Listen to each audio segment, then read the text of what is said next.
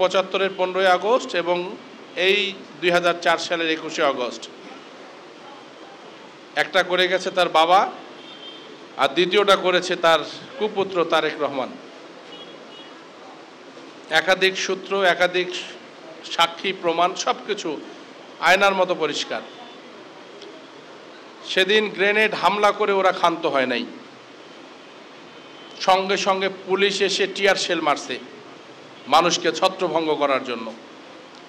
রক্তাক্ত ক্ষতবিক্ষত দ্বিখণ্ডিত লাশ আইবি রহমানের পা আইবি রহমানের কাছ থেকে কমপক্ষে ২০ গজ দূরে গিয়ে পড়ে আছে, ছিন্ন ভিন্ন দেহগুলো পড়ে আছে, নেতাকর্মীরা ধরে ধরে মানুষকে তুলে নিয়ে যাচ্ছে।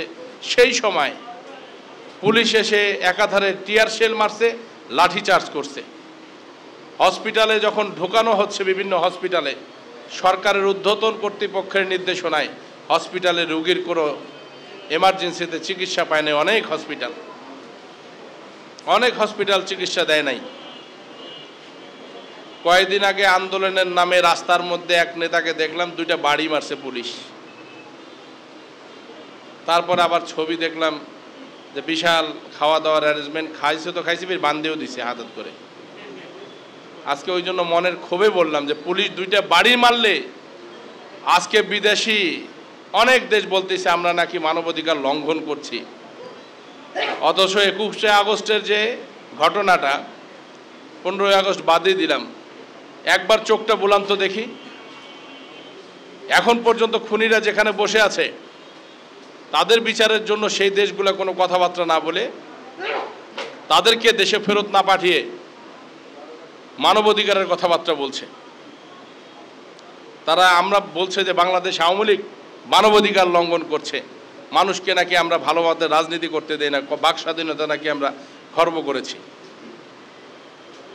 এই বিষয়গুলো আপনাদেরকে উপলব্ধি করতে হবে। আপনারা খুব ভালো করে এই কথাগুলো জানেন। একটা এলাকায় 500 লোক এমপি হয় না, 500 লোক চেয়ারম্যান হয় না, উপজেলা আওয়ামী লীগ ইউনিয়নের প্রেসিডেন্ট সেক্রেটারি হয় না। কিন্তু একজন শেখ হাসিনা ক্ষমতায় থাকলে কিন্তু আমরা সম্মানিত হই। এই কথাটা আপনাদেরকে মনে প্রাণে গ্রহণ করতে হবে, ধারণ করতে হবে। বঙ্গবন্ধুকে যত সহজে বাঙালি হারিয়ে ফেলেছে, কোনো একটা কারণে, কোনো একটা দুর্ঘটনার জন্য যদি শেখ হাসিনার কিছু হয় বাংলাদেশে, লক্ষ লক্ষ মানুষ এই দেশ থেকে দেশান্তর হয়ে যাবে, লক্ষ লক্ষ মানুষকে হত্যা করা হবে। সর্বোপরি বাংলাদেশের যে শান্তিটা আছে এটা ভুলুণ্ঠিত হয়ে যাবে, নস্যাৎ হয়ে যাবে, ধ্বংস হয়ে যাবে, সমস্ত সিস্টেম ভেঙে পড়বে। কারণ তাদের মধ্যে এখন পর্যন্ত যোগ্যতা সম্পন্ন কোনো মানুষ আমার চোখে পড়ে না যে মানুষটা এসে বাংলাদেশের দায়িত্ব নেবার মতো যোগ্যতা অর্জন করছে। যে কয়েকজন চাটুকার, যার বাবা রাজাকার, যিনি একজন পাকিস্তানের সময় সরকারি পাকিস্তানের আন্ডারে চাকরি করছে, তারা এসে বাংলাদেশের মানুষকে স্বপ্ন দেখাচ্ছে। তারা এসে বলছে যে আমরা বাংলাদেশের সমৃদ্ধির জন্য এই ফ্যাসিস্ট সরকারের হাত থেকে আমরা রক্ষা করব। অথচ তাদের চরিত্র তো বাংলাদেশের মানুষ জানে। তারা ইতিপূর্বে ক্ষমতায় ছিল, মন্ত্রিত্বের দায়িত্বে ছিল, কি করেছে তারা বাংলার জনগণের জন্য, এটা তো বাংলার জনগণ জানে।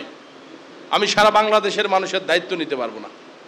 আমি দায়িত্ব নিতে চাই এই দিনাজপুর 6 আসনের। এই দিনাজপুর 6 আসনের মানুষকে যাতে শান্তিতে রাখতে পারি, এটা নিয়ে আমাদের সকলের প্রচেষ্টা থাকবে এবং সকলকে কাজ করে যেতে হবে। কোনো আবেগ বিবেক কোনো কিছু চিন্তা ভাবনা করে বিশেষ কোনো একটা কন্যার, বিশেষ কোনো একটা রিলেশনশিপ বা কোনো একটা প্রাপ্তির জন্য আপনি কেন কাজ করবেন, এইটার থেকে বেরিয়ে এসে আপনাকে প্রথমে চিন্তা করতে হবে যে আপনি দেশের সন্তান, এই উপজেলার এই একটা ইউনিয়নের কোনো একটা গ্রামের একটা মানুষ, আমরা সকলে মিলে এখন ভালো আছি। এই ভালোটা আমাদেরকে ধরে রাখতে হবে।